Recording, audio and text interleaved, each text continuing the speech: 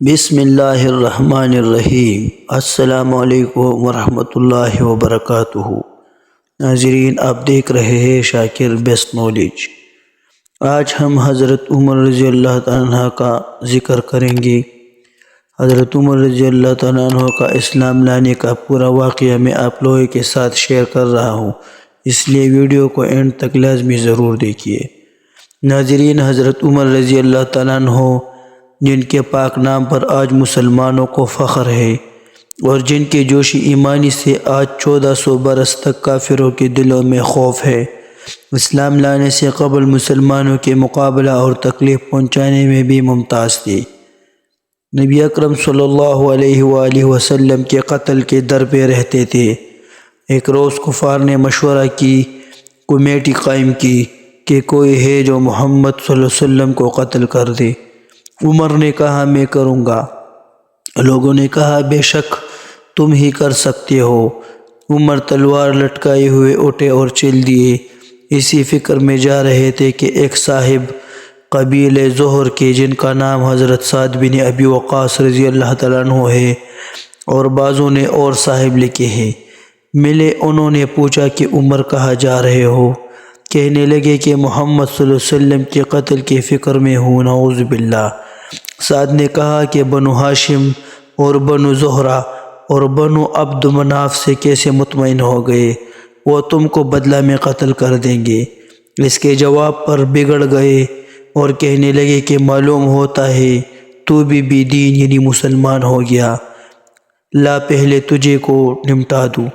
یہ کہہ کے تلوار سونت لی اور حضرت سعد رضی اللہ تعالیٰ عنہ نے بھی یہ کہہ کر کہا کہ ہاں میں مسلمان ہو گیا ہوں۔ تلوار سنبھال لی، دونوں طرف سے تلوار چلنے کو تھی کہ حضرت سعد رضی اللہ تعالیٰ عنہ نے کہا کہ پہلے اپنے گھر کی تو خبر لے، تیری بہن اور بہنوئی دونوں مسلمان ہو چکے ہیں۔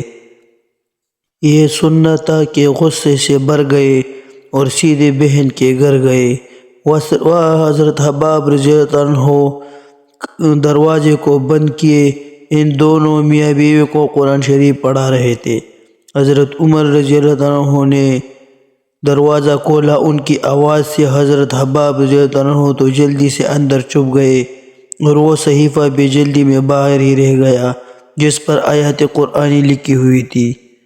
ہمشیرہ نے جب دروازہ کھولا تو حضرت عمر رضی اللہ عنہ کے ہاتھ میں کوئی چیز تھی جس کو بہن کے سر پر مارا، جس سے سر سے خون بہنے لگا اور کہا کہ اپنی جان کی دشمن تو بھی بے دین ہو گئی۔ اس کے بعد گھر میں آئے اور پوچھا کہ کیا کر رہے تھے اور یہ آواز کس کی تھی؟ بہنوئی نے کہا کہ بات چیت کر رہے تھے۔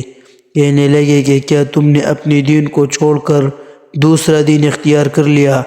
بہنوئی نے کہا اگر دوسرا دین حق ہو تب۔ یہ سننا تھا کہ ان کی داڑھی پکڑ کر کھینچی اور بے تحاشا ٹوٹ پڑے اور زمین پر گرا کر خوب مارا۔ بہن نے چھڑانے کی کوشش کی تو ان کے منہ پہ ایک تماچا اس زور سے مارا کہ خون نکل آیا۔ وہ بھی آخر عمر ہی کی بہن تھی۔ کہنے لگی کہ عمر، ہم کو اس وجہ سے مارا جاتا ہے کہ ہم مسلمان ہو گئے۔ بے شک ہم مسلمان ہو گئے ہیں، جو تجھ سے ہو سکے تو کر لے۔ اس کے بعد حضرت عمر کی نگاہ اس صحیفہ پر پڑی جو جلدی میں باہر رہ گیا تھا اور غصہ کا جوش بھی اس مار پیٹ سے کم ہو گیا تھا اور بہن کی اس طرح خون میں بھر جانے سے شرم سے بھی آ رہی تھی۔ کہنے لگے کہ اچھا مجھے دکھلاؤ یہ کیا ہے؟ بہن نے کہا کہ تو ناپاک ہے اور اس کو ناپاک ہاتھ نہیں لگا سکتے۔ ہر چند اصرار کیا مگر وہ بے وضو اور بے غسل دینے کو تیار نہ ہوئی۔ حضرت عمر نے غسل کیا اور اس کو لے کر پڑھا۔ اس میں سورہ طٰہٰ لکھی ہوئی تھی، اس کو پڑھنا شروع کیا اور اننی انا اللہ لا الہ الا انا فاعبدنی واقم الصلاۃ لذکری تک پڑھا تاکہ حالت ہی بدل گئی۔ کہنے لگے کہ اچھا مجھے بھی محمد صلی اللہ علیہ وآلہ وسلم کی خدمت میں لے چلو۔ یہ الفاظ سن کر حضرت خباب رضی اللہ تعالیٰ عنہ اندر سے نکلے اور کہا کہ اے عمر، تجھے خوشخبری دیتا ہوں کہ کل شب جمعے میں حضور اقدس صلی اللہ علیہ وسلم نے دعا مانگی تھی کہ یا اللہ ابو جہل اور عمر میں جو تجھے زیادہ پسند ہو اس سے اسلام کو قوت عطا فرما۔ یہ دونوں قوت میں مشہور تھے۔ معلوم ہوتا ہے کہ حضور صلی اللہ علیہ وآلہ وسلم کی دعا تمہارے حق میں قبول ہو گئی۔ اس کے بعد حضور صلی اللہ علیہ وسلم کی خدمت میں حاضر ہوئے اور جمعہ کی صبح کو مسلمان ہوئے۔ ان کا مسلمان ہونا تھا کہ کفار کے حوصلے پست ہونا شروع ہو گئے، مگر پھر بھی یہ نہایت مختصر جماعت تھی اور وہ سارا مکہ بلکہ سارا عرب، اس لیے اور بھی جوش پیدا ہوا اور جلسے کر کے مشورہ کر کے ان حضرات کو ناپید کرنے کی کوشش ہوتی تھی اور طرح طرح کی تدبیریں کی جاتی تھی۔